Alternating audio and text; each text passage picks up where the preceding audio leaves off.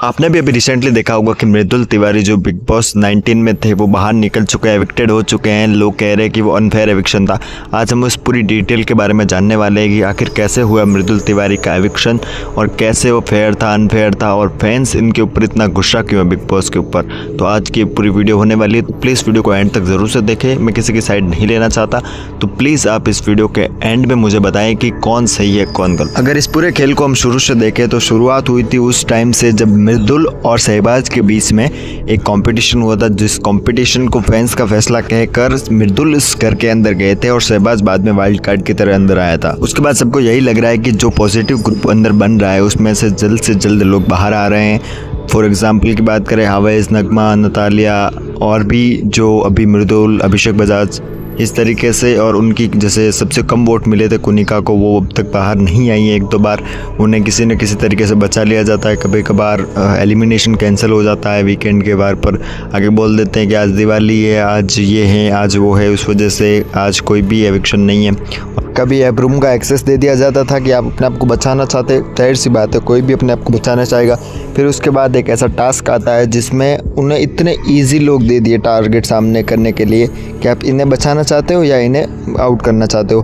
तो जाहिर सी बात है ना, ऑप्शन ही ऐसे दिए कि कोई भी लोग अपने ही जो दोस्त ग्रुप है उसको बचाना चाहेगा, और इनके सामने ऐसे दिए कि भाई आपको चूज़ करना मुश्किल हो जाए।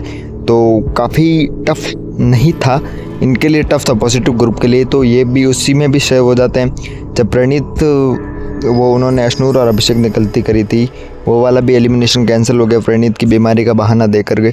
तो ऐसा भी कहा जा रहा है कि जो शो है वो बायस्ड है या फिर अनफेयर है, ये कैसा कह रहे हैं लोग, लेकिन इस शो का फॉर्मेट ही ऐसा है कि सबको यही लगता है कि ये शो बायस्ड है। दूसरी चीज़ मृदुल के बाहर आने की, तो जब एल्विश यादव ये शो जीता था अपने फैंस के बल पे जीता था, लेकिन एल्विश यादव ने पूरे घर को सर पे उठा रखा था, इतना हल्ला मचा रखा था उस घर के अंदर। उसका शो का कंट्रीब्यूशन बाकी घर वालों से काफ़ी ज़्यादा था, इसीलिए मेकर्स ने ही उसे मौका दिया आगे। और उसके बाद एल्विश यादव इस शो के विजेता बनते हैं। उसके बाद जो यहाँ ये जो अभी है ना अनफेयर एविक्शंस का हम कह रहे हैं, वो शुरू हुआ सबसे पहले मेरे हिसाब से कटारिया के टाइम पे।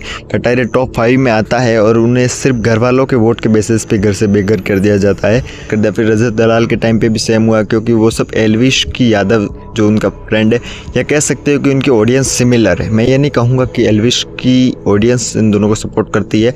इस बार भी यही हुआ, एल्विश यादव की ऑडियंस यानी कि मृदुल, इनकी ऑडियंस ऑलमोस्ट सेम ही। एकर्स को ये सब चीज़ें नहीं चाहिए कि क्लियर विनर बने। उनके शो के पर्सपेक्टिव से देखो तो उनका तो यही मानना है कि जो व्यक्ति इसमें चिल्लम चिल्ली करे, ज़्यादा गाली गलौज दे, ज़्यादा कंटेंट दे, उनकी तरफ ज़्यादा रखे उन्हें। बाकी नीलम मेरे हिसाब से ज़्यादा टिक सकती थी, बट उसको भी बेघर होना पड़ा।